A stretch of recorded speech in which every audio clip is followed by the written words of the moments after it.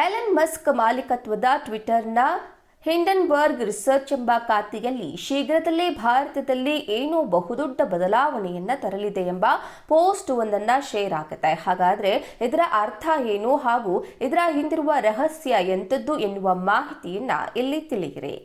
ಗೌತಮ್ ಅದಾನಿ ನೇತೃತ್ವದ ಅದಾನಿ ಗ್ರೂಪ್ ಅಕ್ರಮ ಎಸಗಿದೆ ಎಂದು ಅಮೆರಿಕದ ಹಿಂಡನ್ಬರ್ಗ್ ಸಂಸ್ಥೆಯು 2023ರ ಜನವರಿಯಲ್ಲಿ ವರದಿಯನ್ನ ಪ್ರಕಟಿಸಿದ್ದು, ಇದು ದೇಶದಾದ್ಯಂತ ಸಂಚಲನವನ್ನ ಸೃಷ್ಟಿಸಿತ್ತು. ಇದೀಗ ಮತ್ತೆ ಶನಿವಾರ ಸಾಮಾಜಿಕ ಜಾಲತಾಣ ಟ್ವಿಟರ್ ಖಾತೆಯಲ್ಲಿ ಶೀಘ್ರದಲ್ಲೇ ಭಾರತದಲ್ಲಿ ಏನೋ ಬಹುದೊಡ್ಡ ಬದಲಾವಣೆ ನಡೆಯಲಿದೆ ಎಂದು ಸಂಸ್ಥೆ ಬರೆದುಕೊಂಡಿದೆ. ಅದಾನಿ ಗ್ರೂಪ್ ಆಂತರಿಕ ವ್ಯಾಪಾರ ಮತ್ತು ಷೇರು ಮಾರುಕಟ್ಟೆಯಲ್ಲಿ ನಿಯಮ ಉಲ್ಲಂಘನೆಗಳನ್ನು ಮಾಡುತ್ತಿದೆ ಎಂದು ಆರೋಪಿಸಿ ಹಿಂಡನ್ಬರ್ಗ್ ವರದಿ ಪ್ರಕಟಿಸಿದ ಸುಮಾರು 1.5 ವರ್ಷದ ಬಳಿಕ ಮತ್ತೊಂದು ಸ್ಫೋಟಕ ಮಾಹಿತಿಯನ್ನ ಹೊರಹಾಕಲು ಸಜ್ಜಾಗಿದೆ. 2023ರ ಜನವರಿಯಲ್ಲಿ ಅದಾನಿ ಗ್ರೂಪ್ ಕುರಿತು ವರದಿ ಪ್ರಕಟವಾದ ಬಳಿಕ ಅದರ ಷೇರುಗಳ ಮೌಲ್ಯ ಗಣನೀಯವಾಗಿ ಕುಸಿದಿದ್ವು. ಇನ್ನು ಅದಾನಿ ಗ್ರೂಪ್ ಈ ಆರೋಪಗಳನ್ನ ತಳ್ಳಿಹಾಕಿತ್ತು.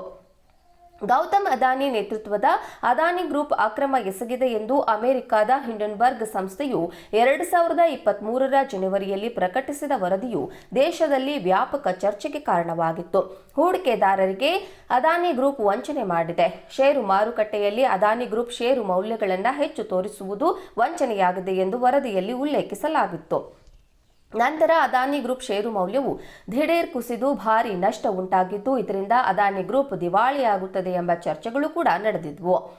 ಹಿಂಡನ್ಬರ್ಗ್ ವರದಿ ಕುರಿತು ತನಿಖೆಯಾಗಬೇಕೆಂದು ಸುಪ್ರೀಂಗೆ ಹಲವರು ಮೊರೆ ಹೋಗಿದ್ರು. ಅಲ್ಲದೆ ಅದಾನಿ ಗ್ರೂಪ್ ಅಕ್ರಮ ಪತ್ತೆ ಹಚ್ಚುವಲ್ಲಿ ಸೆಬಿ ವಿಫಲವಾಗಿದೆ. ಆದ್ದರಿಂದ ತನಿಖೆಗೆ ಎಸ್ಐಟಿ ರಚನೆ ಮಾಡಬೇಕೆಂದು ಅರ್ಜಿ ಸಲ್ಲಿಸಲಾಗಿತ್ತು. ಹಾಗಾಗಿ ಸರ್ವೋಚ್ಚ ನ್ಯಾಯಾಲಯವು 2023ರ ಮಾರ್ಚ್ನಲ್ಲಿ ಸೆಬಿ ತನಿಖೆ ಮೇಲೆ ನಿಗಾ ಇರಿಸಲು ತನಿಖೆಯಲ್ಲಿ ದೋಷ ಪತ್ತೆ ಹಚ್ಚಲು 6 ಸದಸ್ಯರ ತನಿಖಾ ಸಮಿತಿ ರಚನೆ ಮಾಡಿತ್ತು. ಮತ್ತೆ 2 ತಿಂಗಳ ಬಳಿಕ ಸೆಬಿಯು ಸುಪ್ರೀಂ ಕೋರ್ಟ್ಗೆ ತನಿಖಾ ವರದಿಯನ್ನ ಸಲ್ಲಿಸಿತ್ತು. ಅದಾನಿ ಗ್ರೂಪ್ ವಂಚನೆ ಮಾಡಿದೆ ಎಂಬುದನ್ನು ಸಾಬೀತುಪಡಿಸಲು ಈ ಹಂತದಲ್ಲಿ ಯಾವುದೇ ಸಾಕ್ಷ್ಯಾಧಾರಗಳು ಇಲ್ಲ ಎಂದು ಉಲ್ಲೇಖಿಸಿತ್ತು. ಗೌತಮ್ ಅದಾನಿ ಹಿಂಡನ್ಬರ್ಗ್ ವರದಿ ಪ್ರಕರಣಕ್ಕೆ ಸಂಬಂಧಿಸಿದಂತೆ ಸೆಬಿ ನಡೆಸುತ್ತಿರುವ ತನಿಖೆಯ ವಿಷಯದಲ್ಲಿ ಮಧ್ಯಸ್ಥಿಕೆ ವಹಿಸುವುದಿಲ್ಲ ಎಂದು ಸುಪ್ರೀಂ ಕೋರ್ಟ್ ಸ್ಪಷ್ಟನೆಯನ್ನ ನೀಡಿತ್ತು. ಸೆಬಿಯು ತನಿಖೆ ಹಾಗೂ ನಿಯಂತ್ರಕ ಸಂಸ್ಥೆಯಾಗಿರೋದ್ರಿಂದ ಅದರ ತನಿಖೆಯಲ್ಲಿ ಸುಪ್ರೀಂ ಕೋರ್ಟ್ ಹಸ್ತಕ್ಷೇಪ ಮಾಡಲು ಆಗೋದಿಲ್ಲ ಅಂತ ಸುಪ್ರೀಂ ಕೋರ್ಟ್ ತಿಳಿಸಿತ್ತು. ಇದರಿಂದಾಗಿ ಗೌತಮ್ ಅದಾನಿ ನೇತೃತ್ವದ ಗ್ರೂಪ್ಗೆ ತುಸು ನಿರಾಳ ಆದಂತಾಗಿತ್ತು.